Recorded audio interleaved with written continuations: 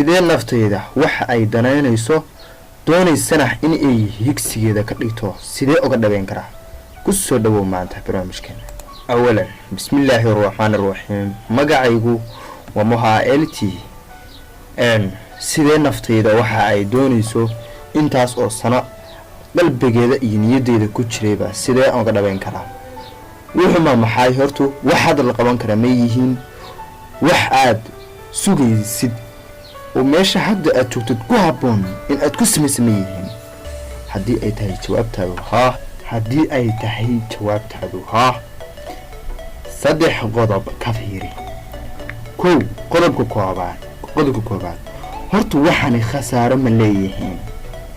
hadduu sameeyay sidii ugu hortagi karaa waxaan khasaarada ay leeyihiin waxaad ku hortagi kartaa marka inta aad sameeyay laakiin hadii aad dhexgashid khasaaradooda iyo faa'iidooda way ku siman tahay waana same laakiin inta aadan ku dhaqaaqin waxaan ku hor yaalla ee niyadaada ku jira horta waxaan khasaaro ma leeyihiin hadii ay khasaaro leeyihiin marka sidaas ugu dhacdo waxaan khasaaro ee soo wadaaye ka fogow qanci naftaada inaad control ka dhacdo macaan waa inaad naftaada dhihi ka dhac waxaan khasaaro ku soo wadaaye iska jooji waxaan waa in aad dhihi ka dhac naftaada waxaan khasaaro ku soo wadaane jooji naf yahay jooji kuma haboonay hadii aad dhihi karin naftaada weligaa hergaaran maysid weligaana hore u socon maysid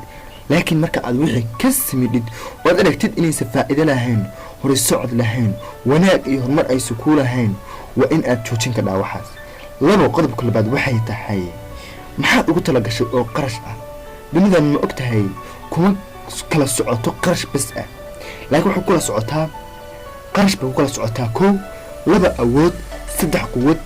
iyo wixii kale adiga aad ugu tala gashay ruuxani aniga hadii aan rabo maanta qandaraas inaan saxiixiyo waa in aan aniga nafsadeeda qandaraaskaas wixii qarash aan ku saxiixi lahaa aan haystaa hadii aanan haysanin laakiin aan iska dhaadhiciyo qarashkan waxaan qandaraaskan wad saxiixan ka dhaca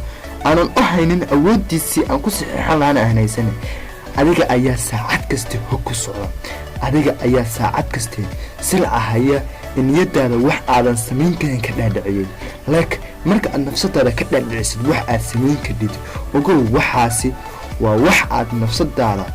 ay ku haminayso had iyo jeer aad ku dhaqaaq dhig hadii aad ku dhaqaaqina waa wax adigu aad isku diidan tahay ayna ku diidan yihiin wax yar oo nafsadaada ku jira oo la dhaho labeeye kadibna aad ka reyn kadib waa qodobka labaad oo ah waxaan qarashka iyo waxa ku baxaysa hantida ku baxaysa u diyaar garownay qodobka saddexaad oo noqonaya waqti intee leeg ayaa ku filan waxa marka aad sameynaysid si waqti ku filan hadii aadan siinin waqti ku filan oo war waqtigan markii la gaaro barnaamijkan ma kula soo gabagabooyaa way kula tahay way kula soo gabagabooyaa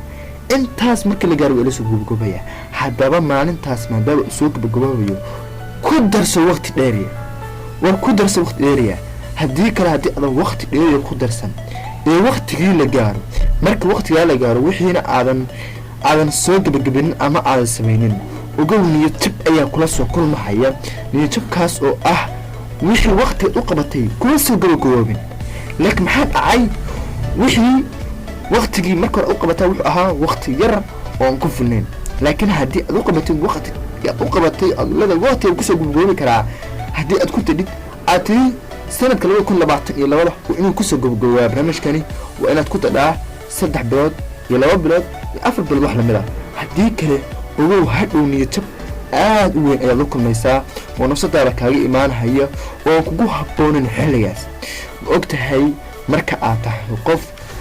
rajaynaya in uu wax isku dheendheemiyo wax isku tankeeyo wax isku tartaro kadibna ay noqdaan wax aad u wanaagsan ogtahay in ay dib ku keenayso waxyaalooyinka in waqti lumiska jooji waxyaalaha waqti lumiska ee nafsadaada aan ku habooneen jooji waqtigaas uga faa'iideyso barnaamijka horumarkaaga barnaamijka aad nafsadaada ku qarxinaysid barnaamijka 1000 sano noloshaada inta ka dhiman kugu filan ku qanci waxa jira dhalinyarooyin aad u fara badan nafsadooda ku farabixinaya ama ku filaysiinaya waxyaalooyinka diiniyan xitaa aan wanaagsaneyn sida filmaanta ciyaaraha iyo waxyaalooyin lamid ah war film baa daawanaysaa maanta waxaa laga yaabaa caawa markii aad seexatid in aad kusoo salashid xitaa aad kusoo salashid bal isku day meesha aad filimkii maanta aad daawatay aad kusoo salalaysid isku day in aad kusoo salashid wixii nafsadaada u wanaagsanaa ee horumarka ahaa ee u wanaagsanaa in aad kusoo salashid isku day aaba mahadsantihiin nafsadiinana ka dhacdhacaya war la tashada